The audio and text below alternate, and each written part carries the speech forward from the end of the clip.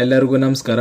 ಕರ್ನಾಟಕ ಪರೀಕ್ಷಾ ಪ್ರಾಧಿಕಾರದ ಕಡೆಯಿಂದ ನೀವು ಸ್ಕ್ರೀನ್ ಮೇಲೆ ಕಾಣ್ತಾ ಇರೋ ಹಾಗೆ ಈ ಒಂದು 5 ನೇಮಕಾತಿಗಳಿಗೆ ಅರ್ಜಿ ಸಲ್ಲಿಕೆ ಮಾಡಿರುವಂತಹ ಅಭ್ಯರ್ಥಿಗಳಿಗೆ ಈಗಾಗಲೇ ಕೆಲವು ದಿನಗಳ ಹಿಂದೆ ಈ ಒಂದು 5 ನೇಮಕಾತಿಗಳಿಗೆ ಸಂಬಂಧಿಸಿದಂತೆ ಕಡ್ಡಾಯ ಕನ್ನಡ ಪರೀಕ್ಷೆಯ ವೇಳಾಪಟ್ಟಿಯನ್ನು ಬಿಡುಗಡೆ ಮಾಡಲಾಗಿತ್ತು.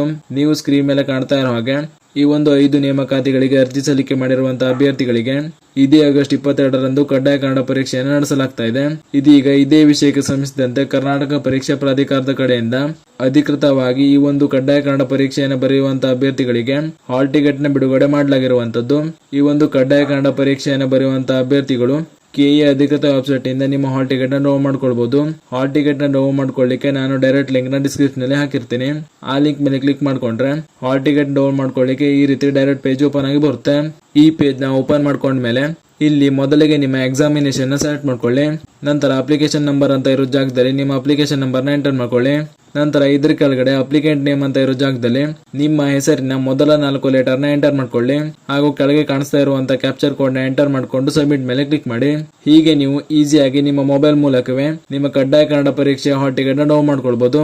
ಕಡ್ಡಾಯ ಕನ್ನಡ ಪರೀಕ್ಷೆಯನ್ನು ಯಾವೆಲ್ಲ ಅಭ್ಯರ್ಥಿಗಳು ಬರೀಬೇಕು ಅನ್ನೋದ್ರ ಬಗ್ಗೆ ಈಗಾಗಲೇ ನಾನು ಹಿಂದಿನ ವಿಡಿಯೋದಲ್ಲೇ ಮಾಹಿತಿಯನ್ನು ತಿಳಿಸ್ಕೊಟ್ಟಿದ್ದೆ. ನಿಮ್ಗೆ ಏನಾದ್ರೂ ಡೌಟ್ ಇದ್ರೆ ಚಾನಲ್ಗೆ ಹೋಗಿ ಆ ವಿಡಿಯೋನ ಓಪನ್ ಮಾಡ್ಕೊಂಡು ನೀವು ನೋಡ್ಕೊಳ್ಬಹುದು. ಇದಿಷ್ಟು ಈ 5 ನೇಮಕಾತಿಗಳಿಗೆ ಸಂಬಂಧಿಸಿದಂತೆ ಇದೀಗ ಬಂದಿರುವಂತಹ ಪ್ರಮುಖ ಮಾಹಿತಿಯಾಗಿತ್ತು. ಇದೇ ರೀತಿ ಮುಂಬರುವಂತಹ ಮಾಹಿತಿಗಳಿಗಾಗಿ ಚಾನಲ್ನ ಸಬ್ಸ್ಕ್ರೈಬ್ ಮಾಡಿ ಅಂತ ಹೇಳ್ತಾ ಈ ವಿಡಿಯೋನ ಇಲ್ಲಿಗೆ ಮುಗಿಸ್ತಾ ಇದ್ದೀನಿ. ಧನ್ಯವಾದಗಳು.